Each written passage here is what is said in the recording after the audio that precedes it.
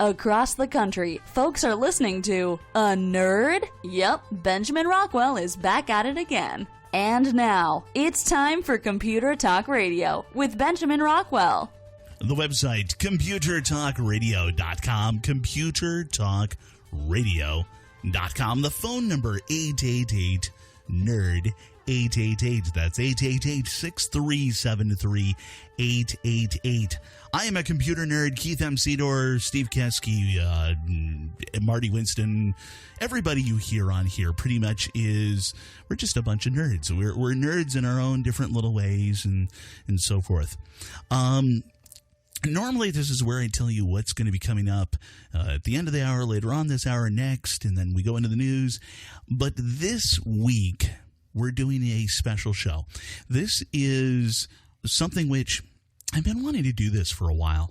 I've been wanting to go down a couple of different rabbit holes in regards to how parents need to interact with their youth in regards to technology, in regards to how teenagers and youth are dealing with technology and everything that comes with that. I mean, it's a big, huge, monstrous topic. And I thought I would bring in our youth pastor from my church. And this is Mark Jackson here. He's with me here today. Hello. And this is one of those things where there's just so much that the youth of today are dealing with in regards to technology. There's areas where they're doing really great. There's areas where they're leveraging technology, and of course, we're all aware that they're chasing on ahead of us.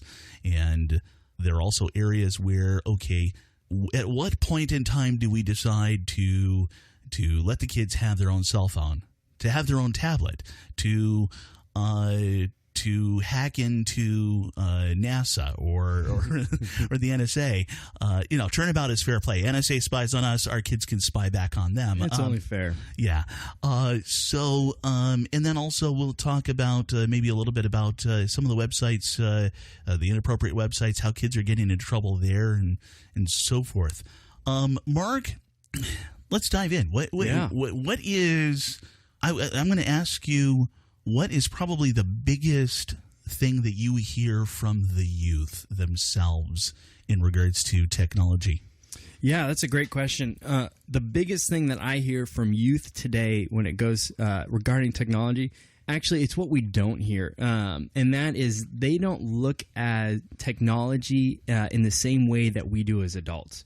Okay. And basically, to them, it is just another place that they are. The internet is just like how the lunchroom was for us when we were in kids. It's just another place to be and hang out and be in community with others. So they don't see it in the same way that sometimes we as adults or as parents, we think of the dangers of the internet, and we hear stories online or we hear stories on the news about inappropriate things happening, and the kids, they don't see it that way. So I think the biggest thing that I hear from the kids is that I don't hear from the kids in the same way that we think of it as adults. Okay, so they're treating it as the hangout place. This is just a normal part of communication. And yeah, absolutely. The biggest thing that's happening on, especially with social media sites right now, like Instagram, Snapchat, those are some of the biggies. Yik Yak. It's just wait, hold on now. There's a new one for me. Oh. Okay, I'm like the senior nerd here. I should know this. Yik Yak. Yik Yak is pretty cool. It's a location-based app, so wherever you are, any conversations happening, it picks up off of your GPS on your phone, and you'll only be allowed to see the conversations in your local area. So if you're like at the gym at your high school during an assembly or something like that, every kid that's not paying attention to the assembly and who's on Yik Yak instead, you can be anonymously part of that conversation instead. Wow. Yeah. Okay. So now is that purely GPS, or are they also working off of like the Bluetooth and Wi-Fi? echoing. Yeah, so whatever IP address you're closest to, it'll pick up off the Wi-Fi as well. See, I know there are a number of chat apps which it actually came in kind of handy when some of these different things, these demonstrations have been happening overseas. Came in handy for the people who were in rebellion or demonstrating and so forth. They were communicating via Bluetooth, via Wi-Fi, and it was just echoing the signal along. Mm-hmm. So I expected that our kids were doing something like that, but that's cool. Yeah, and yet cool. It could be kind of scary to us too. What's fun for me as an adult, kind of hacking in on it and just listening to their conversations, because that's the whole point, is for them to have a space to be where we aren't as adults, right? Sure, yeah. So for me to just kind of watch what's happening on these conversations is really interesting, and usually it's okay, and they're just being silly, making fun of a guest speaker at this thing, or they're talking about what they had for lunch or whatever. But then every once in a while, somebody will be called out in the crowd. And they'll say, so-and-so is wearing this outfit. And then there's a whole long chain of making fun of this poor girl because of the clothes she was wearing. Yeah, wow. Yeah, but kids are kids, and that's kind of what they do, especially when they can do it anonymously. Sure. Now, one of the things that I've been seeing and hearing a lot lately, the youth are, well, not even are, they have mostly abandoned Facebook. Mm-hmm. As much as we think of Facebook as being for the youth, how much are they really on Facebook these days? Barely at all. Facebook has totally lost any kind of value to students other than... That's because mom and dad are watching. Exactly. Okay. They use it to check in with their family. Maybe they use it for the photo album so they can keep tags on some of their stuff. But as soon as we all migrated there as parents, they all ran away. Interesting, just think of like when you were a kid, pre-internet. You didn't necessarily want to bring all your friends and go hang out in the living room with your parents. Right, you went to the garage, or if the garage was full, you went down by the creek, or if the creek was full, you found somewhere else to be away from authority. The creek. One of these days I have to find out where you grew up. Well, I grew out in the woods a little bit. All right. So we've seen them, they migrated from Facebook. We saw them migrate to Instagram and to Snapchat. Go ahead and, for the listeners' sake, go ahead and give out a brief description of what both of those are. Sure, absolutely. Instagram is an image-based social media site. So it's basically just a place to post pictures. There's captions that you can put on the pictures, but it's mainly about the image itself. There's 2 degrees for students within Instagram that have kind of come to light recently. There is the Rinstagram. That's your real Instagram account. Okay. That's the one you're going to allow your parents to participate in. It's where you show your best self, your great pictures, you're looking good and clean and nice and sweet. Yeah. And then they have their second account, their secret account, called the Finstagram, which is their fake Instagram, which is actually, ironically, the more realistic one. Right. Where they post the party pictures, the being goofy, the being silly, and it's typically just your best, most intimate friends are part of that account with you. Okay. So that's Instagram. And then Snapchat, especially in the church world, in my world, a couple of years ago was a big no-no. Everybody's saying it's the devil, it's evil, it's the worst, because it is secret. The whole deal behind Snapchat is the picture only lasts for a certain amount of time, and then it's quote-unquote gone forever. Of course, Snapchat has come out recently with a new agreement that you signed saying they hold all your pictures, and they're allowed to do whatever they want with them whenever they want. Which in my mind actually makes it a little bit safer, because then the kids know they're accountable for the images that they're putting on there. But that's probably one of the most popular internet websites for students right now. Okay, so what is the most popular of it? So Snapchat is right up there. Snapchat, what else is there? Instagram are the 2 most. Those are the 2 most. Yeah. And then the Yik Yak kind of comes along behind it. Yeah, Yik Yak, Ask FM, there's another one that's really popular right now. I can't remember. There's so many. Fine. That's the problem. Right? Yeah, I think we haven't, and I don't think we're going to see another Facebook. No. I don't think we're going to see things that are going to rise up and be kind of regional popularity or popular in certain schools and not other schools, just because once it gets to that saturation level of Facebook, all of a sudden everybody's going, okay, mom and dad just showed up. Oh, no, not again. Yep. They're always looking for the new, the better, and the secret. Yeah, it's that concept of you want your parents to drop you off a matter of 2 blocks away from school. They don't want to be seen being dropped off in the 20-year-old station wagon. It's a great analogy. Yeah. Now, there's going to be far more of this as we come along through this show today. This is something that I've been wanting to do for a while. It's one of those things that my son would have done for us a couple of years ago, but even he's grown out of this. He's 24 years old. He's married, and, well, he may fill your shoes one of these days. Who knows, Let's Mark? hope so. All right, that's Mark Jackson, and you're listening to Computer Talk Radio. We'll be back in just a moment. Let me tell you about The Radio Factory, an exciting new venue for talk radio. It's the internet, the wave of the present. My name is Benjamin Rockwell, and I'm the host of a syndicated radio program, Computer Talk Radio, so I know the internet is here and now. Many of the hosts at theradiofactory.com have their own podcasts or radio shows across the country, but many people like the comfort of listening to their own special radio show at a specific time and day, much like we watch live television. The internet, as you're probably aware, is a powerful tool that allows the Radio Factory to deliver unique programming with far more variety than the windbags who are simply about contriving up viewpoints to get you riled up. Additionally, you'll find that many of the programs are shorter, giving more information in less time. Stick with theradiofactory.com and see how it evolves to keep you entertained, interested, informed, and above all, intelligent. After all, the Radio Factory motto is building your intelligence one talk show at a time. theradiofactory.com.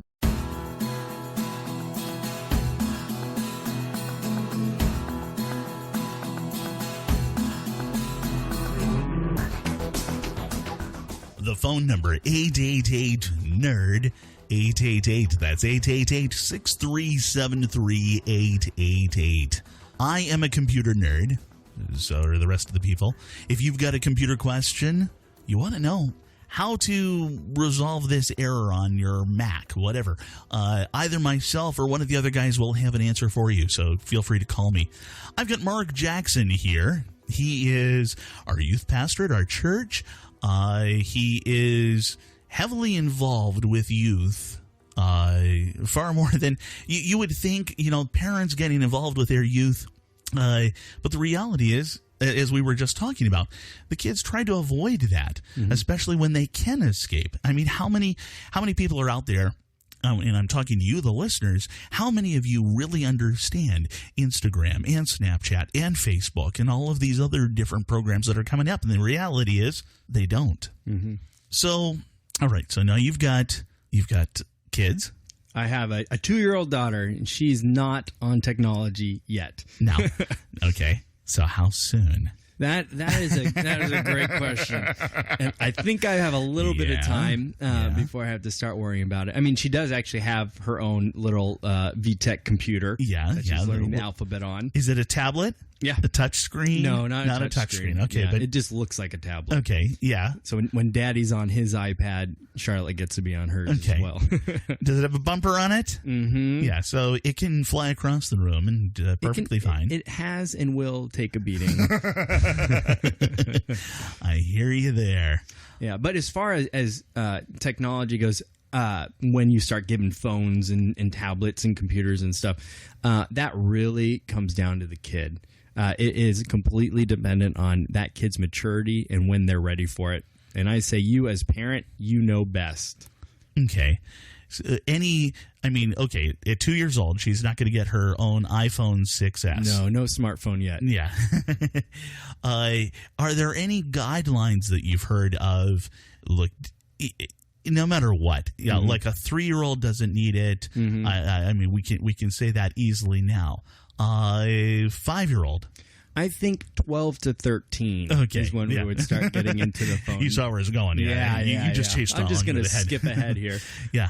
Yeah, 12 to 13 is roughly when you're going to start getting them. And mostly, it's going to be good for you as a parent because then you have an ability to communicate with your kid when they're not with you. Sure, yeah. Right? So start with if you want to, just start with a dumb phone. Like, they don't have to go straight to having access to all the different things online. Or maybe they get one social media site at a time on their phone or something like that. Okay, yeah. Just slowly deal it out. Ease them into technology, yeah. Mm-hmm. What about okay, so that's the smartphone side. Sure.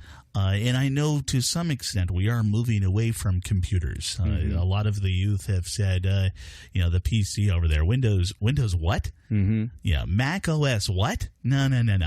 But at the same time, one of the things I did with Benny, with my son, was I got him involved with computers at an early age. Mm-hmm. He is a natural with this kind of computer over here, the desktop computer, the laptop, with the touch interfaces, all of that. He's just, it just comes to him. Yeah. He types a lot faster than most people do too, because of that introduction.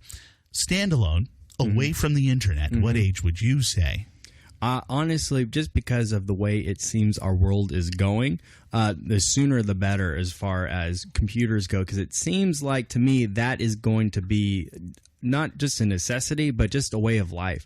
We actually are looking into signing up Charlotte right now for coding classes. Nice. They have infant, toddler coding classes that you can start taking, that you start learning those languages now, so that when it actually makes sense to you in the future, you already have a base. Yeah. Now, when he's talking coding, that's computer programming. Mm-hmm. Truly, and like one of the first classes I took, I was maybe 10 years old, maybe 9. I don't remember. And it was programming in BASIC. Yeah. And it was, I was having fun. 10.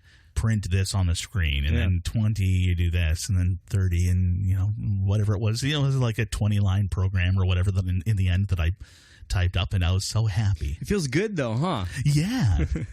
Well, it teaches logic in amongst that. It's quite an enjoyable experience. So you're looking at her learning coding right now, then? Yeah. Probably before she's 3 years old, she'll be in coding classes. Wow. Yeah. Now that's cool. So what's the next step after that for Charlotte? That's a great question. I haven't thought that far ahead yet. We'll get her making some apps soon, I think. Yeah. Sell them on the Apple App Store. Not bad. And this is one of those things which I would say is a lot of everybody out there that's listening.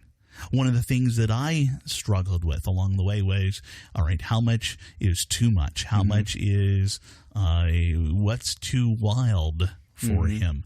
It was kind of it's kind of an embarrassing thing. We wound up we saw a movie, an action movie. We figured he would sleep right through it. Yep. And he didn't. He was fascinated by buses at the time. And the movie was Speed. Oh, yeah. He was wide awake through the whole thing, and the bus is exploding, and he's like, wow, boof, bus, hey, there's another bus. And it was absolutely embarrassing, but at the same time, eventually he settled down. He fell asleep through the last quarter of it or whatever, and I was like, okay. And at the same time, so we went along, and he saw a number of different movies, and he handled it well. He had a good grasp on what's up on the big screen is fake. Yeah. Some other kids, I know adults that think, oh, hey, I saw it on the big screen, so it must be real. Yeah.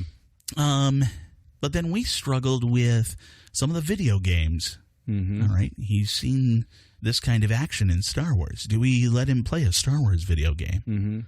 Now, is that something that we've seen, that it's a regular thing that we need to hold, put the brakes on here or there, or what? What have you seen as a pastor?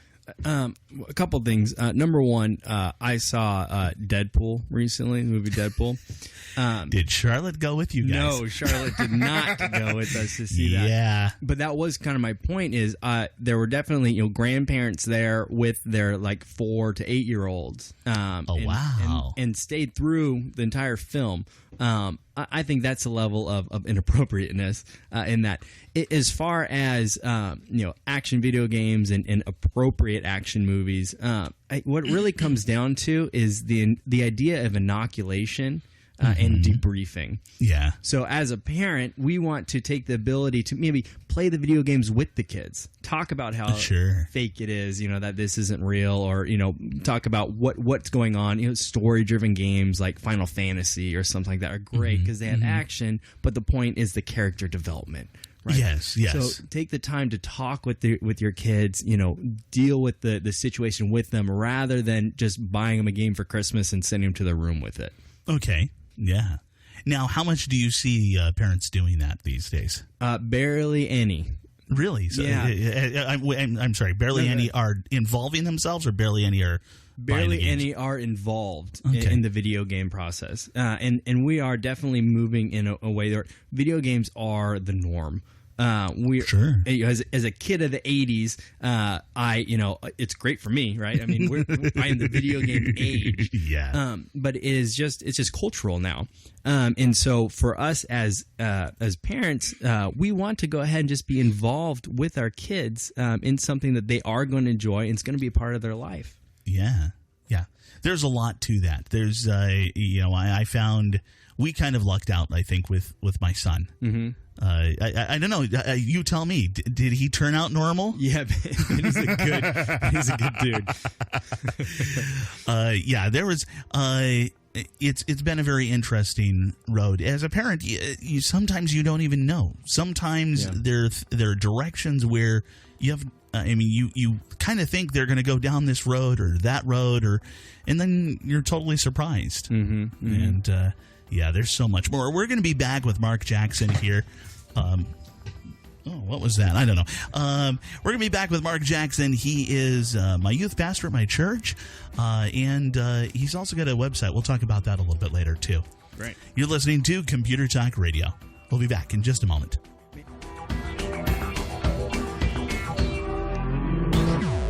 Micro Center, home to all kinds of electronics and computer items, has over 20 locations across the country, and it's also available at microcenter.com. This is Benjamin Rockwell of Computer Talk Radio, and I live just a couple of miles away from my local Micro Center, and I've been shopping there for years. From Apple to Windows, they've got what you need. CPUs, got them. Screwdrivers and other tools, yep. Cables, televisions, scanners, projectors, cameras, they have it all. Micro Center is a place which fills your electronic needs. What are you looking for? Media centers, monitors, mice, MP3 players, media, modems, motherboards, memory. Those are just the M's. They aren't regional, but spread across our great land from Virginia to California. Each one is service and repair, in-store clinics, and business services, too. Microcenter.com is their online store, a place where you can get your regular online ordering needs met. From the hobbyist to the professional, the brand name, or building it yourself, Micro Center is your resource. Check out Microcenter.com today. Microcenter.com.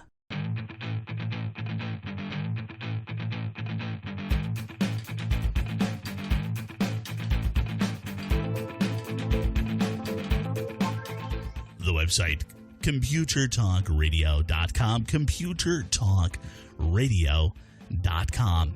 I have Mark Jackson here with me, and Mark Jackson is youth pastor. You've also got a podcast. I do. Let's talk about that for just a moment. What is the podcast name? Yeah, I have a podcast called A Dad and a Dude.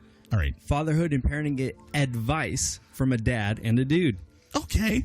All right, wait. Okay, so you're a dad. I am. And he's just a dude. And I got just a dude. And he doesn't have a kid. No, but we're going to tell you what to do.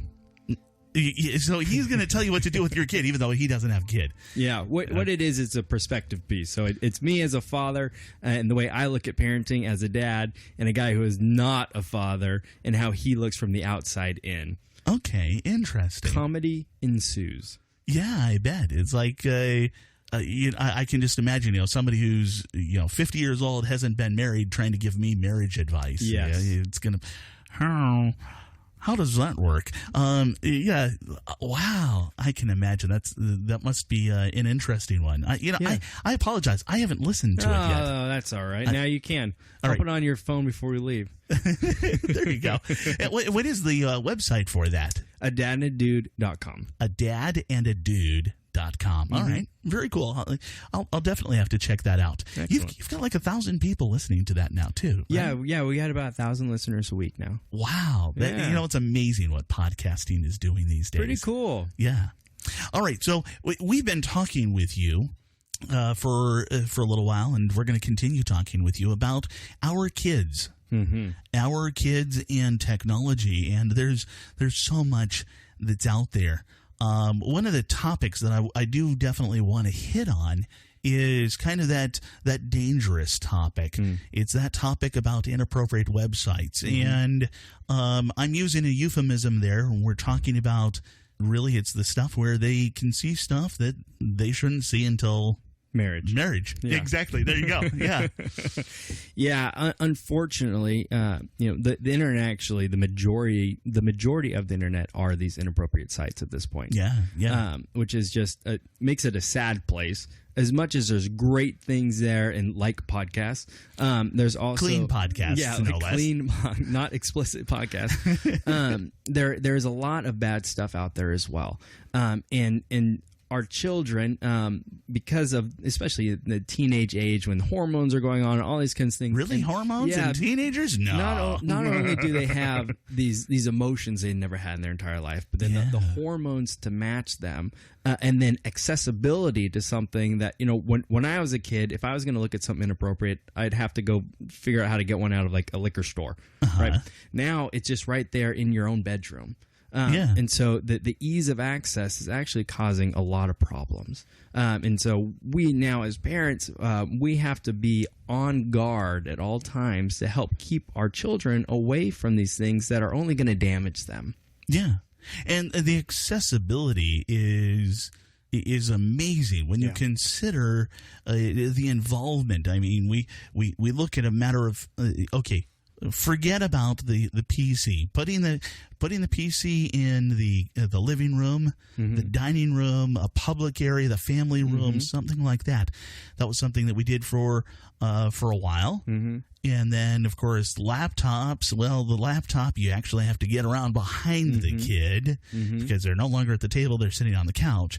But then we move it to something portable, like the smartphone. Yeah, and it's like, what are we going to do? Where are we going with this? Yeah.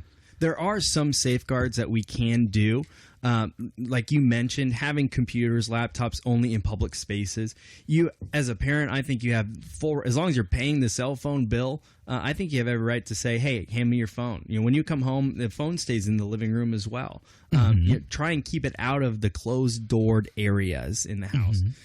There are also applications that you can buy and put onto phones that will send reports to your email, stuff like that. So it is possible to help alleviate some of that inappropriate website visiting.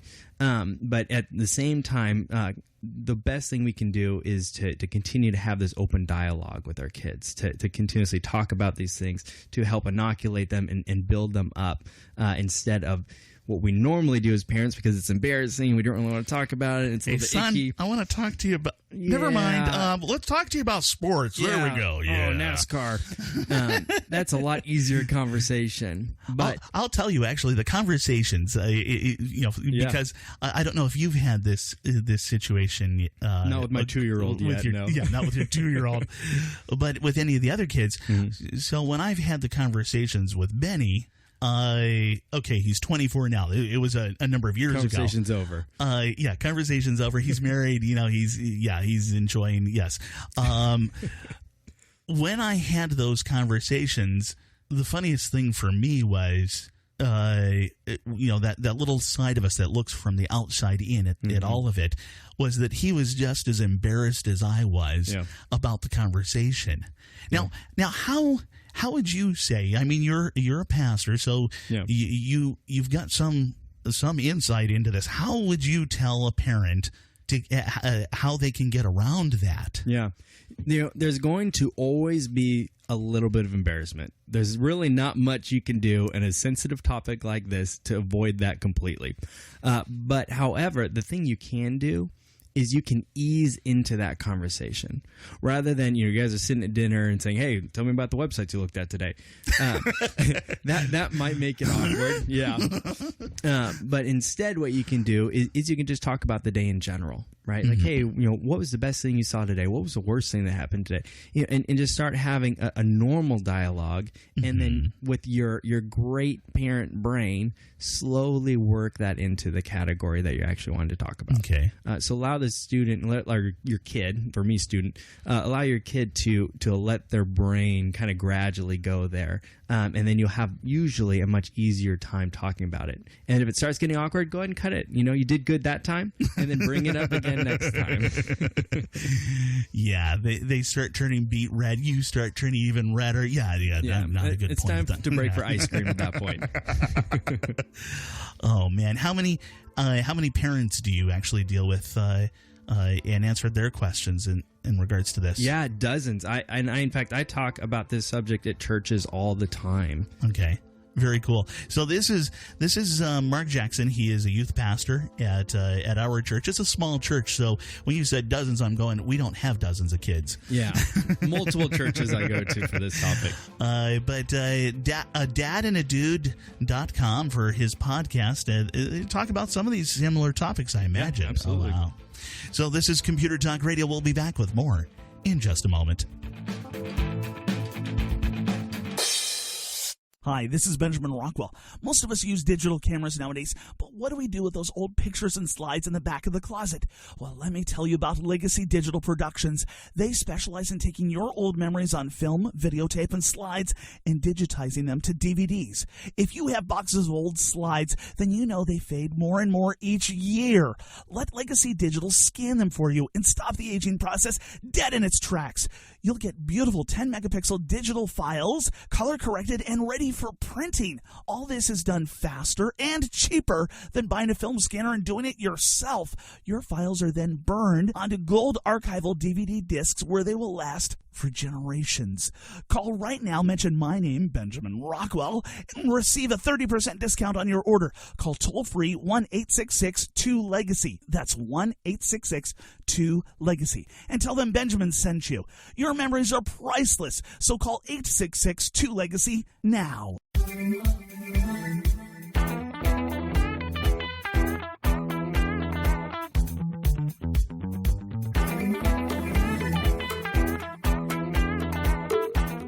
I'm with Mark Jackson. We've said this every segment, it seems like, but he's a youth pastor. We're talking about youth and what we can do in regards to their interaction with technology, all of the different things that are around these days. What would you say is the topic that the kids want us to know about in regards to technology that they aren't willing to tell us? Yeah, that's a great question.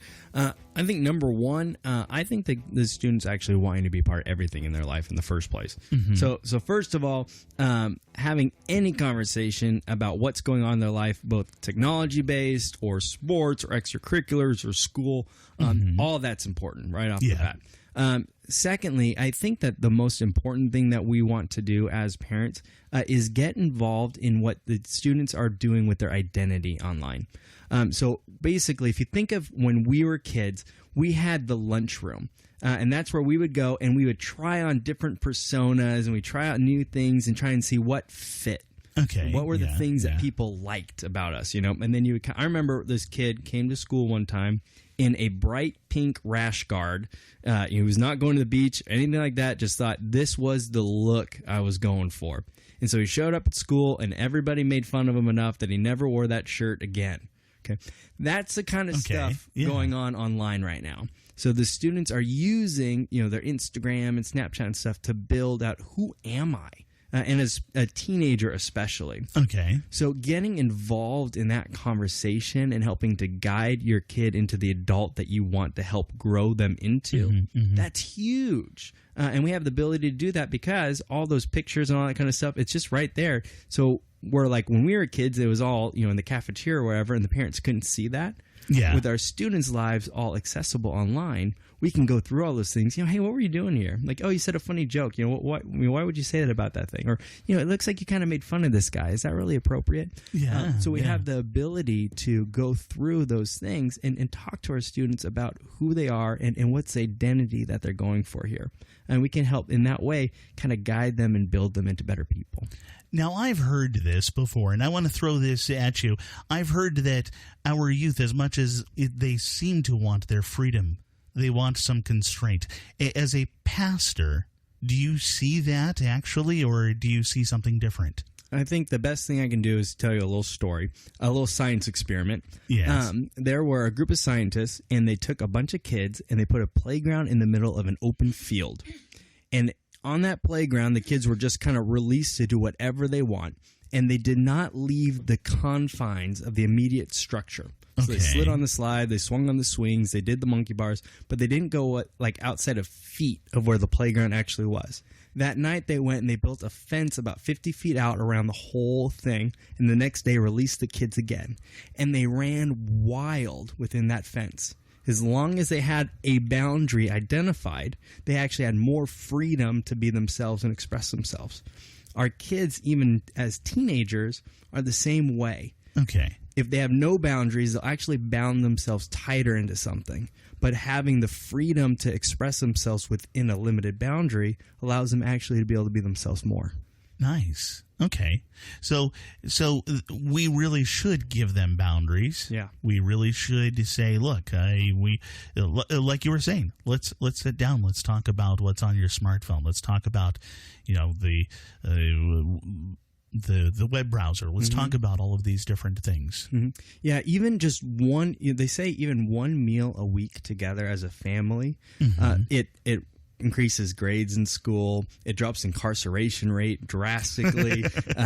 More people go to college. You found out about Benny and his little... No. I'm going to talk about that. But there are so many benefits that come with parents sitting with their kids and just enjoying a meal and talking together. Oh, yeah. Community happens over food, right? Sure, plus, yes. That's just a benefit for You're everybody. telling me? Wait a second here. For those of you who are on the radio, that's all of you, I'm a big guy. We'll just say I enjoy food. You're strong. You're strong. Yeah. So just the ability to sit down together and just have a conversation at least once a week is just going to help develop your student, help them to feel more a part of your family, more connected, and help them deal with who they are and try and become the adult that they want to be. And basically, we're going to put those boundaries on their technology as they grow older. Right now. Yeah, you would have, you start with the big boundary. Yeah. Maybe you have a dumb phone and we have a public desktop in the living room. Right. And then as time progresses and they prove themselves to have the respect and the desire to have those things, and you still, then maybe you get them the iPhone, and then maybe they get a laptop, and then, whatever that next freedom is. Sure. As you help them develop slowly over time, sure. Versus just here's everything, good luck, kid. I'll see you on Christmas. We want to avoid that. Yeah, and one of those things I do want to mention. You do mention that iPhone, the first iPhone. That first smartphone should be one of your hand-me-downs. Yeah, the kids do not need the state-of-the-art. Yeah, to learn on. And it's like you don't buy a brand new car.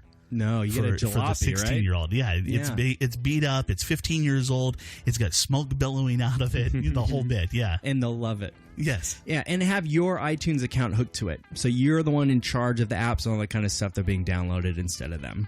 Yeah, and you can do that. That's a neat little feature where you control everything that's going on to that phone. Yeah, absolutely. So that allows you to do the control over the Facebook, the Snapchat, and the Instagram, and all of that. Mm-hmm.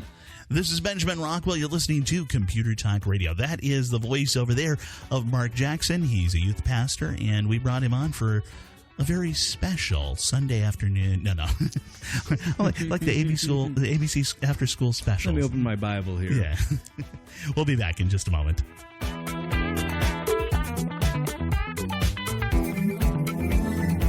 Years ago, I found a web hosting company that fit my needs as a computer nerd, as a radio show host, and just a normal person. Recently, though, it was clear to me that it was time to upgrade. but I had a choice between my old plan and the new one at 7 times the cost. It was that awkward point where I could choose between a sip of water or being dunked in a pool.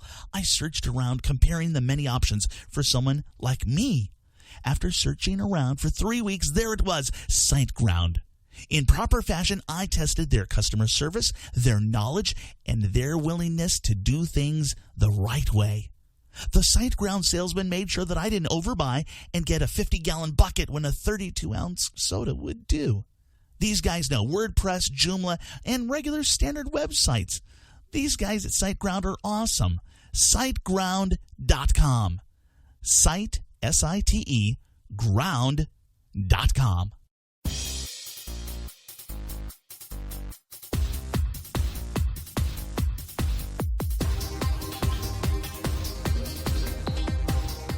So, Mark, one of the things that we were probably familiar with, America Online is no longer around. Yeah, that's what I grew up on. Yeah, exactly. MySpace. Mm-hmm. And, you know, the demise, I don't know, were you ever involved with MySpace? Did you ever get into that? Oh, yeah. I was on MySpace way before Facebook came around. Oh, yeah. Well, that's because Facebook, it came around a lot after MySpace. Now, what chased you off of MySpace? Ease of access. MySpace was a lot more difficult than Facebook. Oh, yeah. And so I went to Facebook for the ease. Yeah. One of the things I heard was parents were getting onto MySpace. Oh, I was That's already kind an of adult, really though. weird, kind of creepy thing because MySpace was a jumble. That was a complete total mess, actually, when you compare it to the clean look of Facebook. Yeah, absolutely. And what we want to kind of dig in on this, I guess, is the idea that your students, your kids that are online, they're looking for places that you aren't. Just like when maybe my mom got on Instant Messenger and that's what drove me off. I don't remember. That's right, AOL Instant Messenger. Yeah. But just like when we were kids, we looked for places that our parents weren't. We have to think of the internet, at least social media, as a place as far as students are concerned, and they're looking for a place that you aren't, so that they can try and figure out who they are without mom and dad looking over their shoulder. So I guess what we're trying to say, both of us, is that all of this is evolving. Yeah. This is not something that, like right now, the best way to get your kids off of Snapchat is for you to be on Snapchat. Absolutely. As they slowly look for the next thing that you're not on. And it's kind of that chase after the next great thing. We see that that was built up so much with somebody like Steve Jobs, who would end off his presentations, his Apple presentations.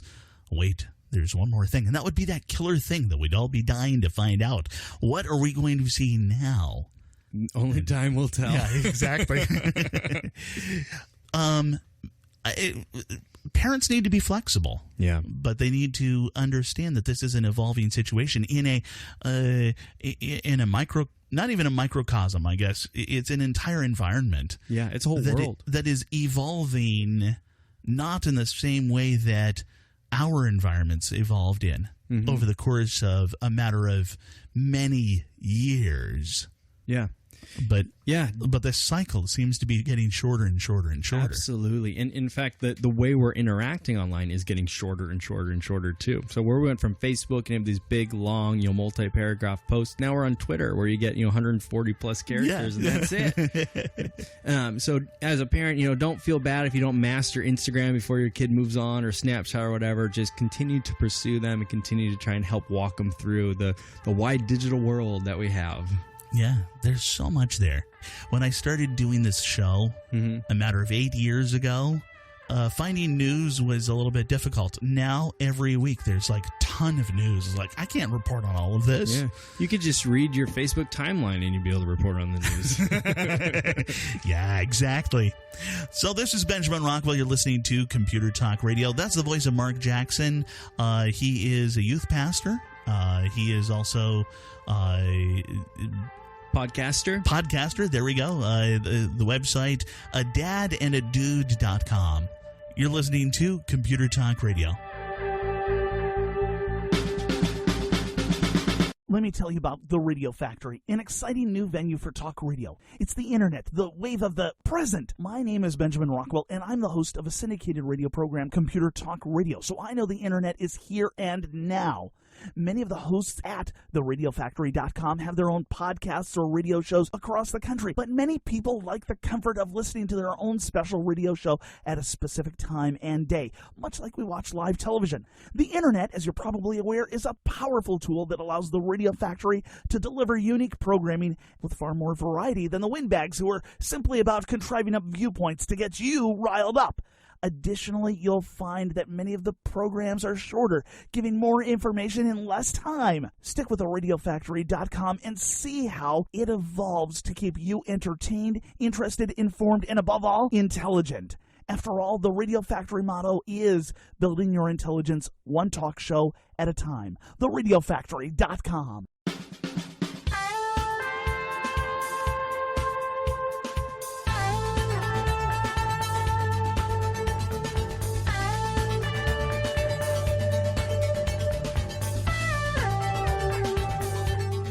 Yeah, he's our favorite nerd.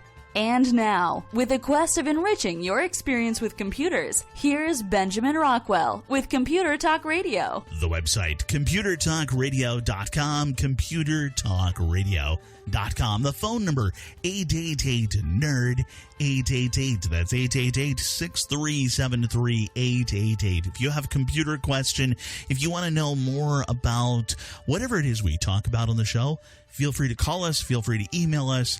We're all nerds here. Well, I don't know. I'm speaking for like myself and Keith. I've got Mark Jackson here. He's a youth pastor. Nerd. Maybe not a computer nerd. Comic book, theology. Theology nerd. Out. Theology. I would have said Bible nerd, but theology nerd makes it sound even nerdier. Yeah, absolutely. As soon as it came out my mouth. Theology, sir. Yeah. There are so many things we're talking about in regards to, well, because you're a youth pastor, you've got a lot of that insight into what our youth are dealing with, what they're going through, all of the different things that they have or don't have, and where the world is taking us. There's a number of different directions we could go in. One of the things everybody talks about, video games. Yeah. Video games. And that's an entire world of different things. For instance, I mean, we've got a long history here. My son used to be on the show, and he used to talk about video games. We never talked about anything like Grand Theft Auto. Yeah. Which I don't think any kids should be playing. I don't think any adults should be playing it.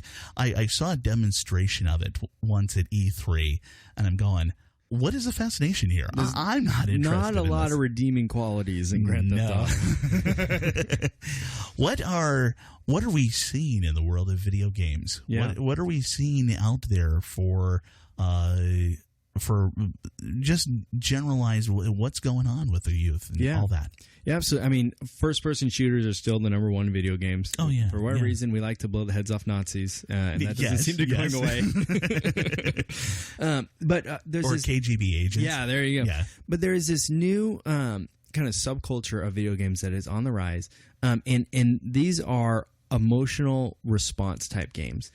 For example, I played a game recently called That Dragon Cancer was the name of the game. Oh, yes, okay. This is phenomenal. So basically, it's a story of this little boy, Joel, who's diagnosed with cancer.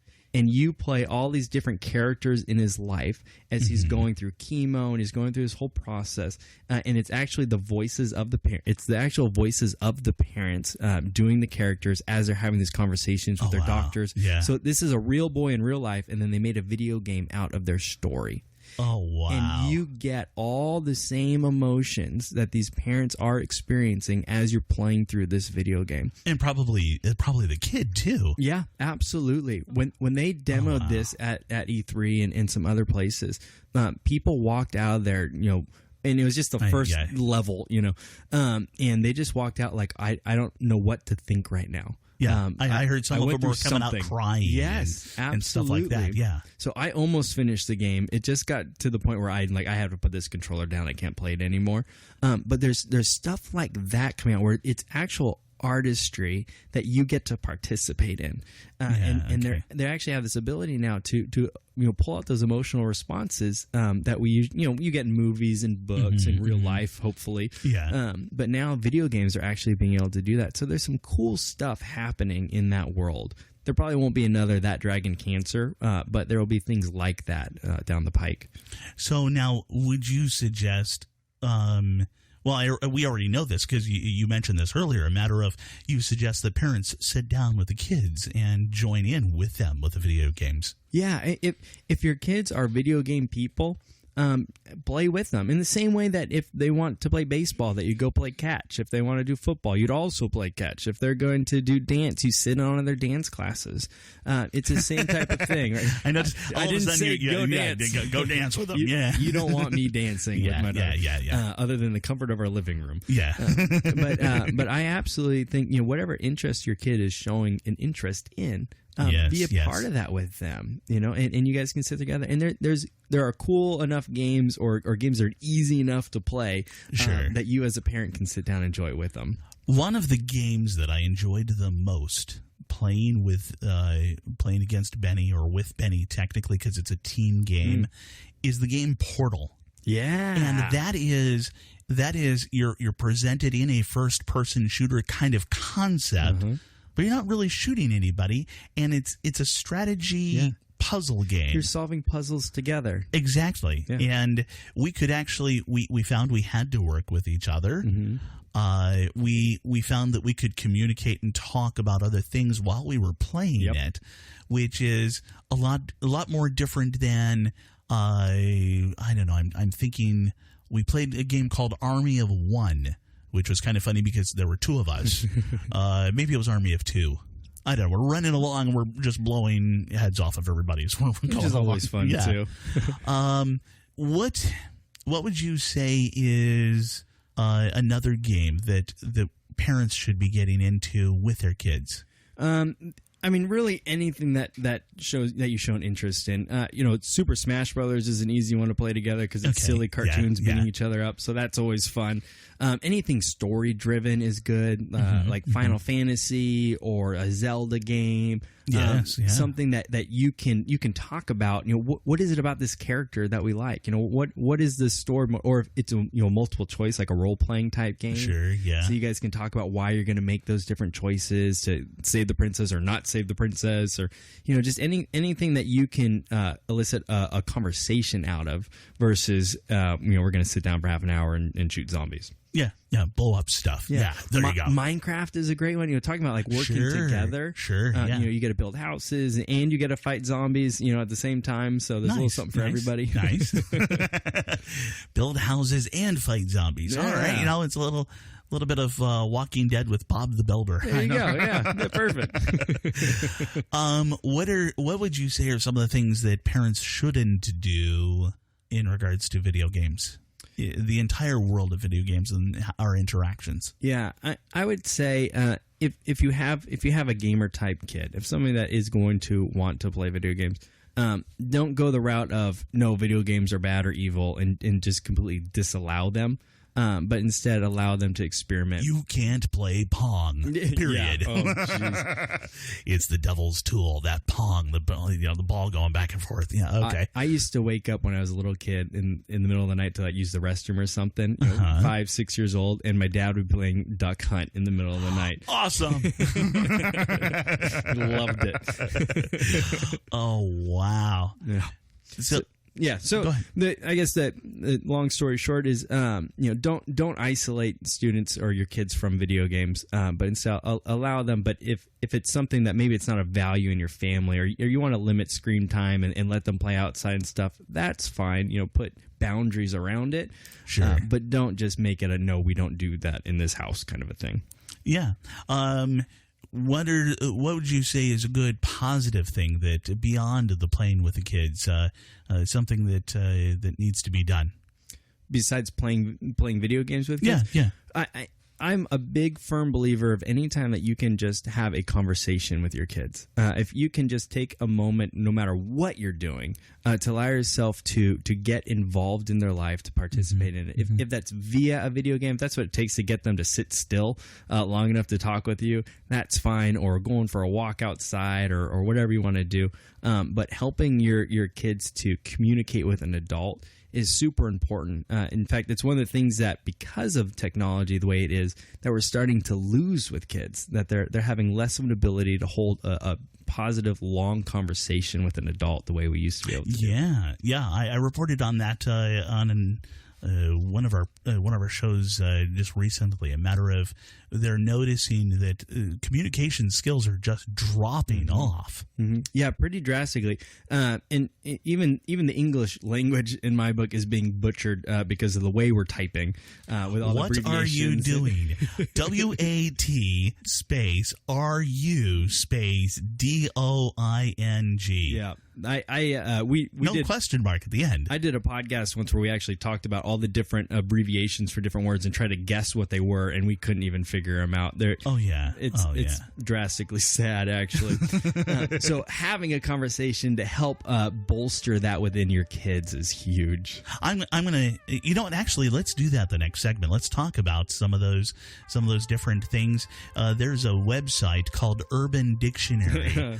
Be careful on Urban Dictionary. Yeah. You as a parent, you as a grandparent, can use this to decipher what exactly are the kids saying. We'll talk about some of that. That just came to me. That's just awesome. An amazing, interesting direction. The voice you're hearing over there, that's Mark Jackson. He is a youth pastor. He is a podcaster. The website, dadandadude.com.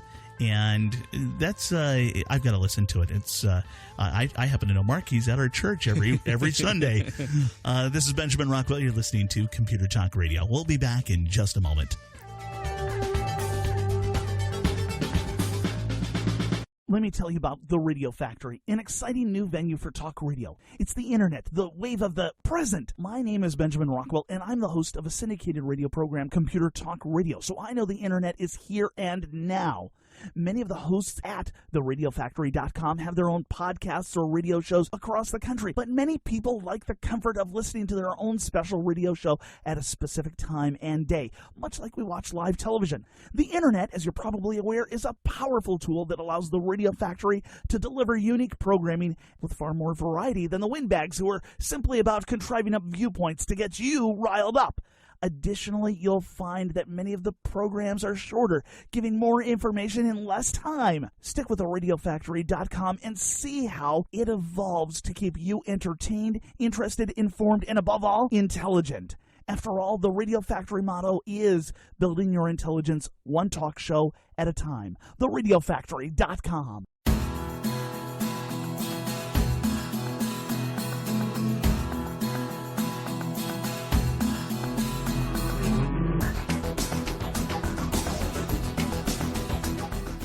The website, computertalkradio.com, computertalkradio.com.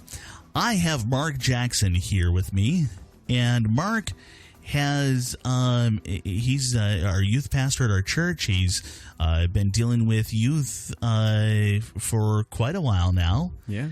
And we'll talk about your podcast a little bit later on, too.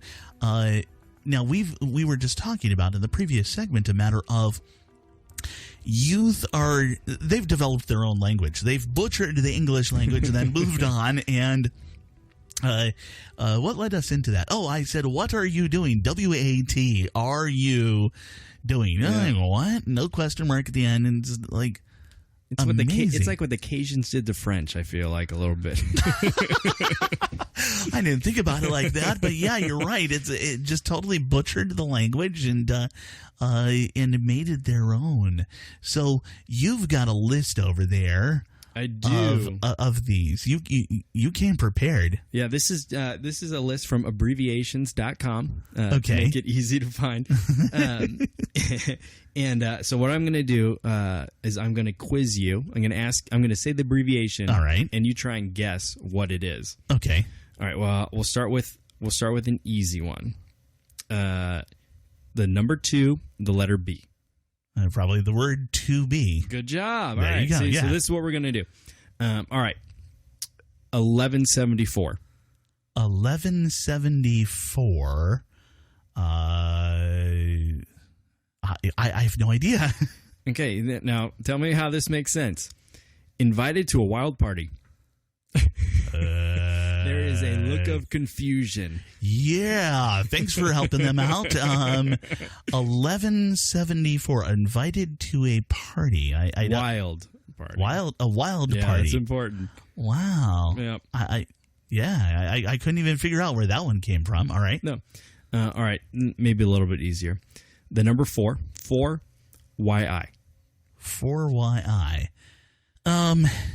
Okay, I have no idea on that one either. Well, think of what FYI would mean. Okay, for your information. For your information. Okay, all right. 4YI. All right. Yeah. I don't know why they couldn't just say FYI. yeah. It's easier, to do the F versus the 4. It's just. This is a good one for you parents when you're checking your kids' phones. It's appropriate. Don't worry. Okay. Yeah. It's 459. 459. These correspond to the letters on the keypad. 459. Okay, which are ILY. I love you. There it is. There we go. 459. Okay. All right. I love you. Yeah. So if your little girl's saying 459 to somebody, you want to check on that guy. Yeah. Okay. Yeah. You show up over at his house, you get the shotgun and the cleaning kit, and you're going, we're going to sit and talk. Yeah, exactly. You're 5 years old. What are you doing messing with my 2-year-old? You're doing? All right, this is one I appreciate a lot. As a computer nerd, you'll appreciate this one. 404. File not found. So you're trying not to be found, or you can't find it, or... I haven't a clue. I haven't a clue. Yeah. All right. There we go. Not there. 404. Yeah. All right. You want to do one more? Sure. This one is 4COL. 4COL. Forced online, forced offline. For crying out loud. For crying out loud. Okay. All right. And there are others, too. There's like parents looking over the shoulder and let's meet in real life. I can't remember the acronyms for these. But even those have evolved, I'm sure. Yeah. Because it's a constant changing thing. As the cops, us, the parents, are learning them and learning about Urban Dictionary or abbreviations.com, we're discovering what they're talking about. There's a really interesting subcategory of communication that mostly with teenage girls. But on Instagram, when they post a picture, there's actually a special language that they use with each other in the comments about the picture. So, for example, if I, as a young teenage girl, post a picture of myself... Oh, you got to see I, as a teenage girl... Lower your voice a little. So I post a picture online, and then it's the responsibility of my BFFs, my best friends forever, to go on there and have those first comments, the first sections in there, and they have to say something like, oh, you're so pretty, oh, gosh, you're so beautiful, or they have to use all these endearing terms within the thing for the validation of it's a good picture. And that picture will already have gone through a process of being improved via a group chat with these girls privately. And they would say, yeah, you can post that picture. And the picture goes on, and then those girls have to then in turn go and validate that picture again in front of other people. Okay, so this is like... It's like mafia or something. It's like a little bit of a conspiracy here. We're going to make her look absolutely wonderful, and then we're going to make sure we've got to we got to get off Photoshop. We see a little bit of a zit right there. Let's remove that, and then they work together to frame this picture perfectly. Yep. Then they post it. And then they say, "Oh, how wonderful it is!" And it's like all of them patting themselves on the back. Really, absolutely. Wow. The secret world of teenage girls. Wow. Do we see guys doing that? No. I didn't think so, but I had to ask. Yeah. These days, they're still as clueless as ever. Fair enough. Yeah. What? Us clueless? Oh, yeah, I guess so. Yeah, pretty much. So what else are we seeing in this kind of direction with them? Yeah, whether you want to say it's a problem or it's not a problem, but this idea of having to have everything validated by other people, it is both good and bad. In the idea of when we do something good, we should be given praise in appropriate capacity for those things. Sure. But it's become almost crippling if you don't get that thing, whether you're going to do it anymore. So the students, I'll post a picture on Instagram, and if I don't get 100 likes on it, now I know I'm never going to wear that shirt again. That kind of stuff. So there's just this weird kind of thing going on where we've taken something good, like validation, and twisted it into something that becomes a necessity. It's like participation awards. Yeah. Like great. Yeah, Kobe Bryant did not get a participation award. Thank you very much. I'll tell you, when Charlotte starts playing ASO, I'm going to keep track of the goals, whether they do or not. Exactly. You're going to have at home on the wall, it's going to be a big old poster. Yeah, I'll have a whole whiteboard up there with everything, all the stats for the year. And I don't blame you. I think this is one of the things that I think is we've gone in a bad direction with that concept. My son was competing in Taekwondo a number of years ago, and we, my son included, were like, why is he getting a trophy on this one where he lost fair and square? And they're like, well, everybody gets one. Yeah. Okay. I appreciate the fact that we drove up to Las Vegas to do this, and we put a bunch of money into this. But the trophy, at that point, everything to him for Taekwondo was pointless. Yeah. He didn't want to go to any more of the tournaments. He finished off his black belt. Yeah. Which was whatever it was, 3 years to get to the black belt, or 2 years, whatever. He did that well, but he was no longer interested in it. Yeah. Because it was no longer earning in those fights.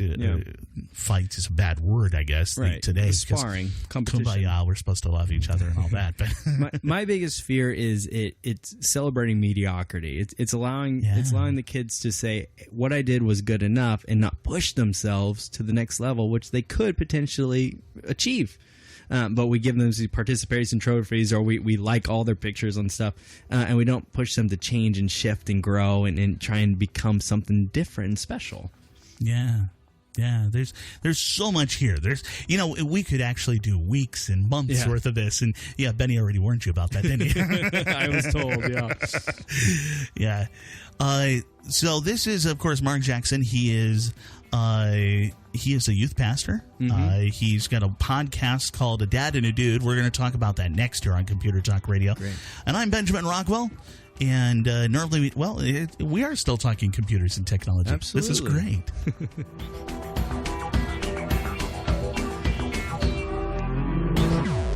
Micro Center, home to all kinds of electronics and computer items, has over 20 locations across the country, and it's also available at microcenter.com. This is Benjamin Rockwell of Computer Talk Radio, and I live just a couple of miles away from my local Micro Center, and I've been shopping there for years. From Apple to Windows, they've got what you need. CPUs, got them. Screwdrivers and other tools, yep. Cables, televisions, scanners, projectors, cameras, they have it all. Micro Center is a place which fills your electronic needs. What are you looking for? Media centers, monitors, mice, MP3 players, media, modems, motherboards, memory. Those are just the M's. They aren't regional, but spread across our great land from Virginia to California. Each one is service and repair, in-store clinics, and business services, too. Microcenter.com is their online store, a place where you can get your regular online ordering needs met. From the hobbyist to the professional, the brand name, or building it yourself, Microcenter is your resource. Check out Microcenter.com today. Microcenter.com.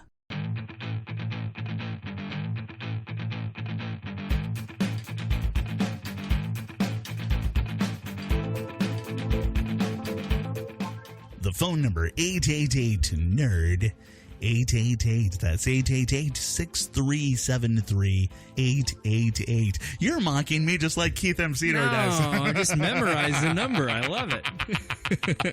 Oh, no. He does that, but he does it when we do this. He does it so melodramatically that I'm like, we're doing this over Skype, and I got to close my eyes because he's like, 888 nerd. That's a great number. Oh, yeah. I had that number actually for years before the radio show. Yeah. That was my consulting number. No way. Yeah. You lucked out. Yeah. Oh, yeah. It was like, yeah, there's a long story behind that. But we need to talk about something else, actually. We need to talk about your podcast. Yeah, Dad and a Dude. So how did you even get into doing a podcast? I've been playing around in the podcast sphere for a couple years now, and they've just kind of come and gone, and not really put a lot of effort into them. But this idea of having the perspective of a dad and a dude talking about parenting just really intrigued me. Kind of the insider and the outsider perspective on parenting, and without that title, but just the idea of a guy and a guy who's actually a dad talking about parenting. And then the next thing was, alliteration. That's what's important, right, in a podcast. Oh, yeah. So then a dad and a dude was born. And I asked my buddy Phil, who does a podcast with me, at Charlotte's second birthday. I said, hey, is this something you'd be interested in? I have an idea for a podcast. It's called A Dad and a Dude. And he said, I'm in. that was it. That's all I had to say. Score. That was easy. Yeah, and he got it. So within a month of that, we had the first episode on air. Wow. Now, how many have you had now? We just recorded our 11th episode, and that comes out on Tuesday. 11th? Yeah. And of course, this is actually going to broadcast a little bit later. Okay. I don't know when we're going to broadcast this. I'm going to save actually this entire show for the next time I'm sick, or I'm absolutely bored and I need a break or whatever it is. Sure, fair enough. It's on the next month or two. But there'll even be still, hundreds of episodes by then. Yeah, probably not that many.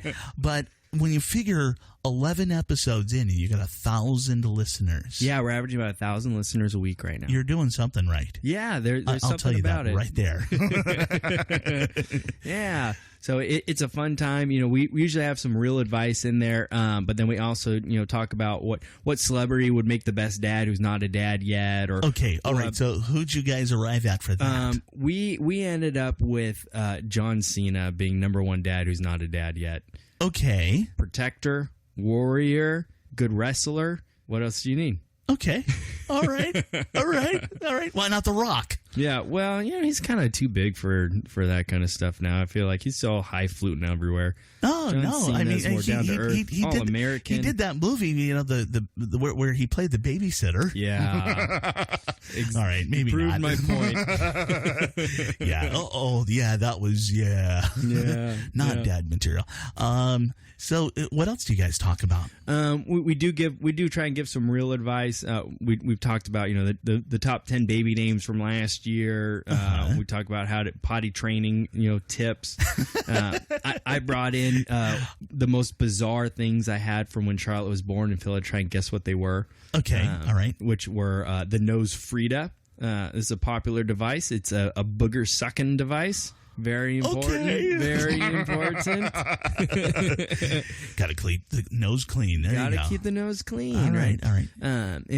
So it's kind of all over that within the realm of parenting. Wow. Yeah. All right. So what was probably one of the craziest things you've had so far, where you and Phil were on like opposite ends of the spectrum? Yeah, we have a segment called "What I Hate About Dudes and What I Hate About Dads." And them's fighting words. Yeah, exactly. So the thing I brought up, and that Phil didn't necessarily jive with, was when people come up to me and try and say that their new puppy is about the same as having a kid. Okay. Yeah, and I hate to tell you guys that aren't dads, having a puppy is not the same as having a kid. No. Yeah, having had pets around the house, parenting is a lot more difficult. Yeah. I mean, there's some similarities. Like, for example, if I'm gone for the weekend, you have to clean up after them when they do something wrong. And I can put Charlotte in the crate for the weekend when I'm gone.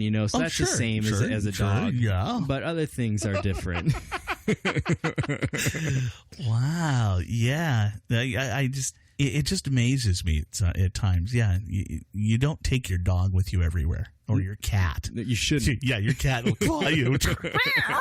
I mean, I've seen my wife and I like to go walk around Balboa a lot, and we'll be pushing Charlotte in the stroller, and I see more and more people pushing their dogs in strollers and less babies over there. And I don't know what that means for the world. Dog has 4 legs, not 2 legs, 4 legs. And more than likely, they need a little exercise, I would guess. Yeah.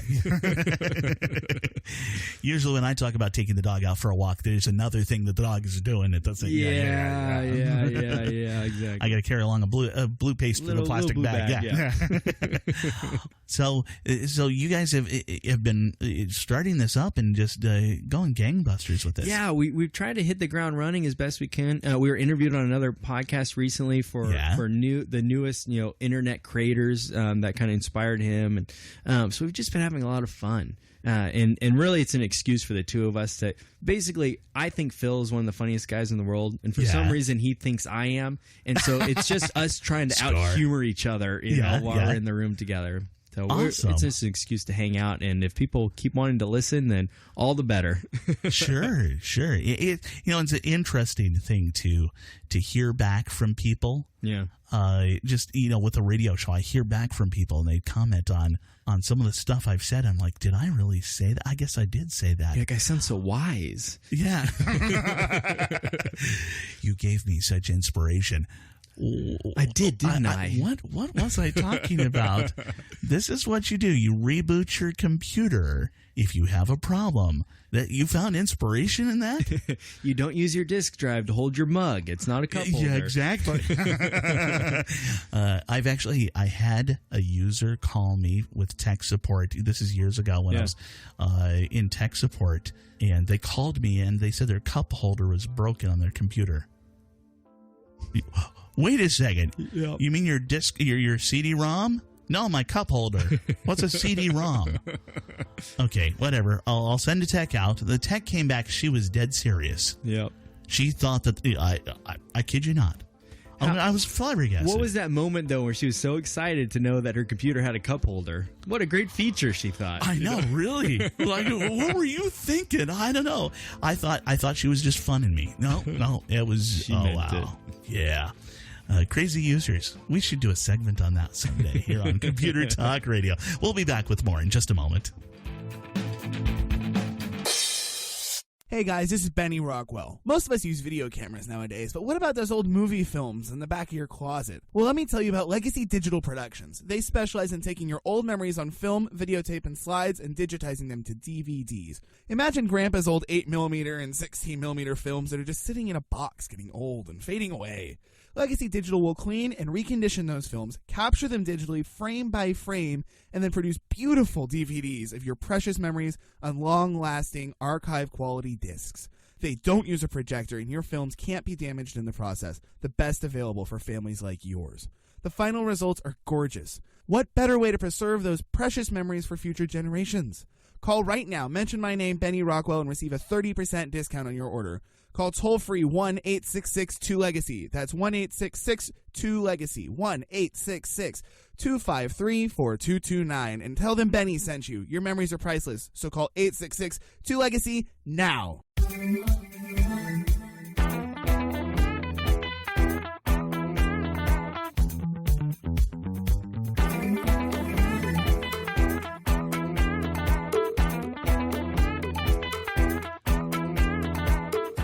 I don't know. Oh, it's the website now. The website is computertalkradio.com. Computertalkradio.com. Mark, we've been going through all of these different things. We've been talking about whether it's been briefly on video games. We talked about inappropriate websites, us getting involved as parents with the children and so forth. What are probably the biggest things with all that in mind that we haven't hit on or that we need to keep focused on? If you were going to recap all of this, what would you say is the most important thing? I think the most important thing is we want to avoid two spectrums. We don't want to be the non-involved parents who aren't participating in the online life of their kids. And we don't want to be the doom and gloom parent that thinks that I just need to unplug and we're just going to go in our bomb shelter and forget the internet. Yeah. We want to find some middle ground. Or the computer Nazi. Yeah, or we don't want to be the computer Nazi, right?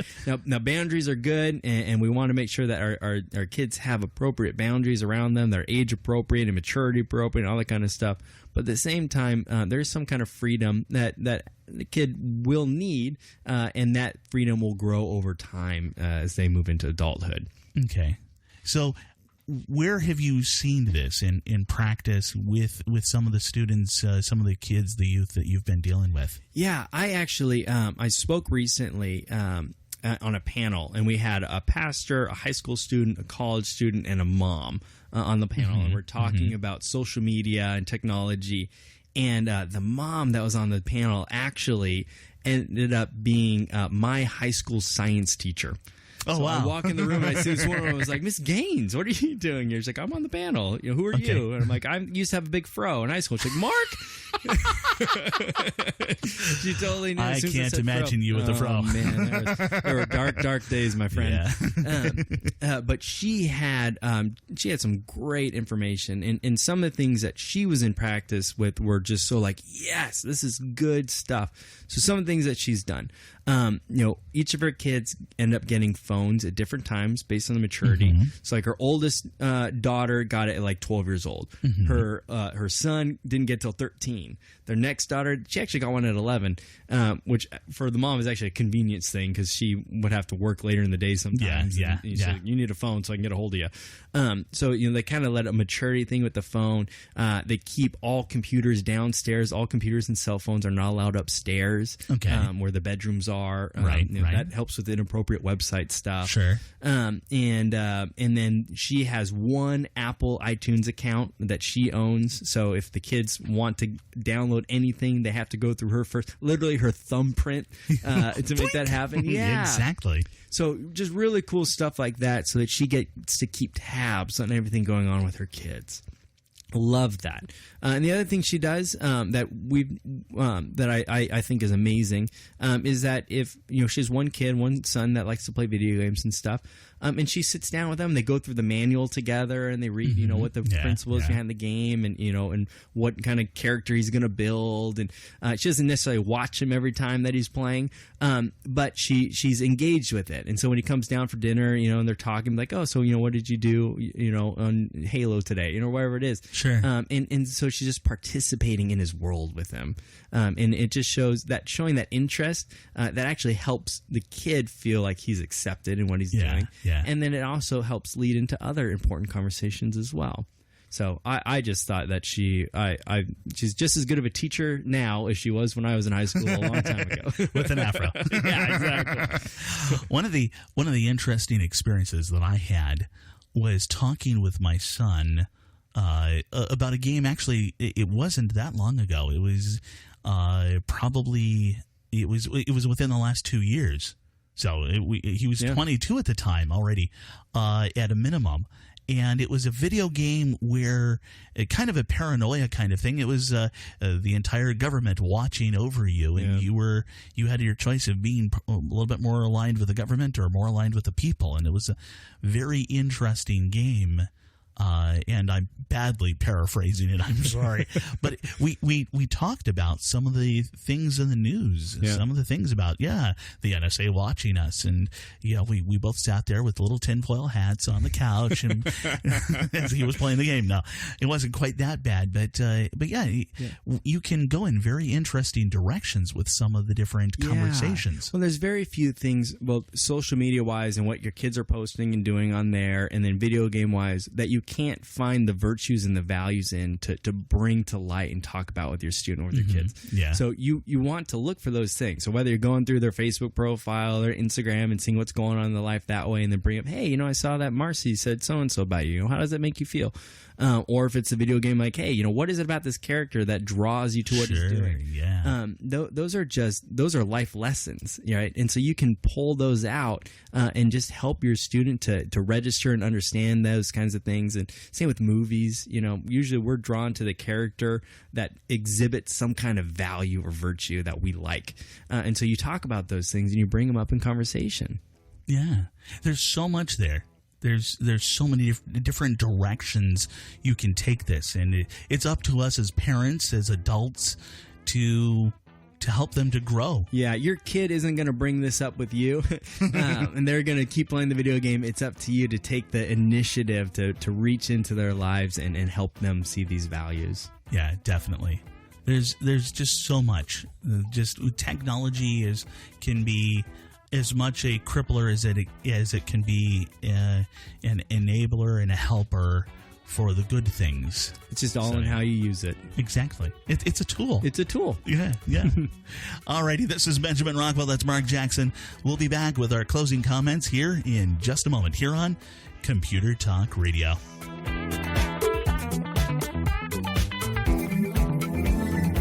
Years ago, I found a web hosting company that fit my needs as a computer nerd, as a radio show host, and, well, a normal person. Recently, though, it became clear to me that it was time to upgrade. I had a choice between my old plan and the new one at 7 times the cost. It was that awkward point where I could choose between a sip of water or being dunked in a pool. I searched around, comparing the many options for someone like me. After looking for 3 weeks, there it was, SiteGround. In proper fashion, I tested their customer service, their knowledge, and their care, their willingness to do things the right way. The SiteGround salesman made sure that I didn't overbuy and get a 50-gallon bucket when all I needed was a 1-gallon bucket. The folks at SiteGround know WordPress, Joomla, and more. SiteGround.com. SITE ground.com for your web hosting needs. SiteGround.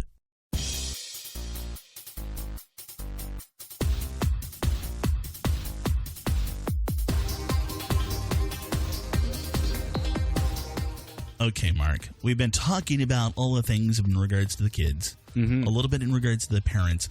One of the things, if you could say something to the parents that are wherever they are in the midst of all of this, and they heard something here today and they go, oh man, I can't believe I messed up.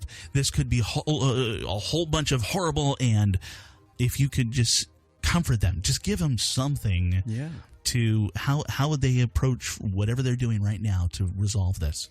Yeah, number one, big deep breath. Everything's going to be okay. Wherever you are right now, whatever your square one is, just start there.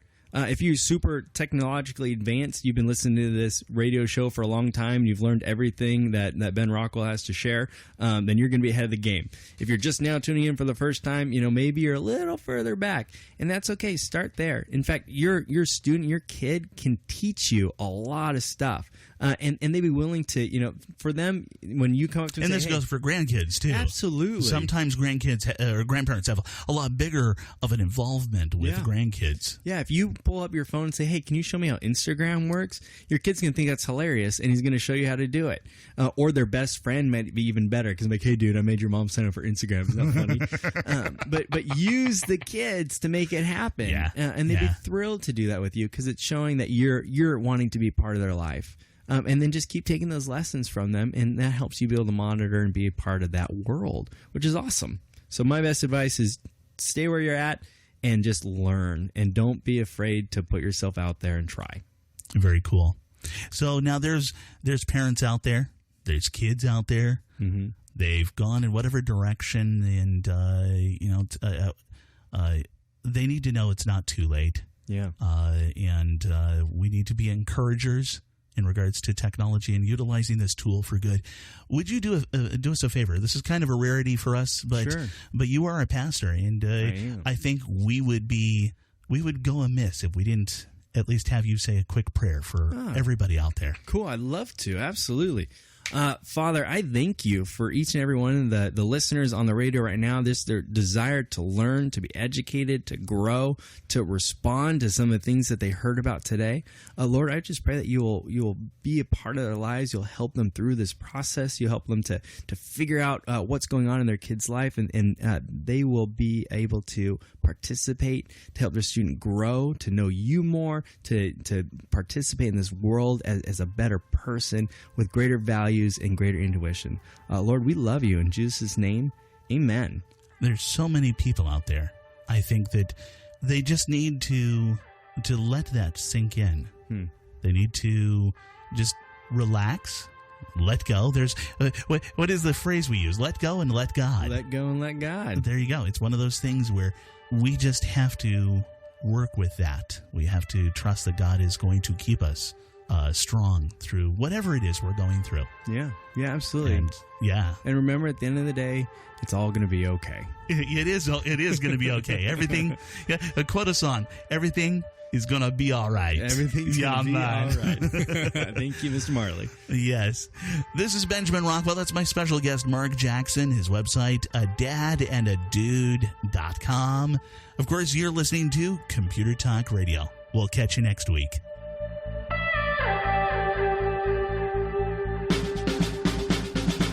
Let me tell you about the Radio Factory, an exciting new venue for talk radio. It's the internet, the wave of the present. My name is Benjamin Rockwell, and I'm the host of a syndicated radio program, Computer Talk Radio, so I know the internet is here and now. Many of the hosts at theradiofactory.com have their own podcasts or radio shows across the country, but many people like the comfort of listening to their own special radio show at a specific time and day, much like we watch live television. The internet, as you're probably aware, is a powerful tool that allows the Radio Factory to deliver unique programming with far more variety than the windbags who are simply about contriving up viewpoints to get you riled up. Additionally, you'll find that many of the programs are shorter, giving more information in less time. Stick with theradiofactory.com and see how it evolves to keep you entertained, interested, informed, and above all, intelligent. After all, the Radio Factory motto is building your intelligence one talk show at a time.